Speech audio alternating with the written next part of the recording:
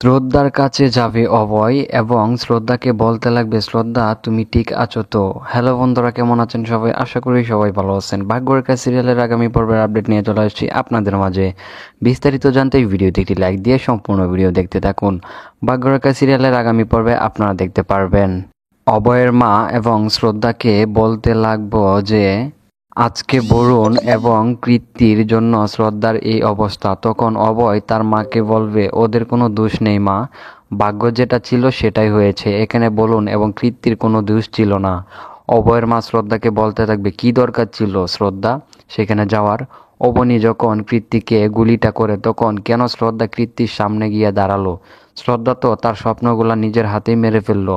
এটি বলে সেখান থেকে চলে যান এবং অভয়ের মা তারপর আগর থেকে তার মার পেছন থেকে ডাকতে থাকবে। তখন শ্রদ্ধা মানা করবে, এগুলা বলার কোনো প্রয়োজন নেই। তারপর আপনারা দেখতে পারবেন শ্রদ্ধা অনেক বমি করতে থাকবে। এরপর অভয়ের মা বাবা অভয়কে বলতে লাগবে, অভয় শ্রদ্ধাকে নিয়ে ঘরে যায়। এরপর দেখা যায় শ্রদ্ধা পেটের বাচ্চা মারা যায়নি, বেঁচে আছে। এটা শুনে ডিপাটিপারি পরিবারের সকলেই অনেক খুশি হয়।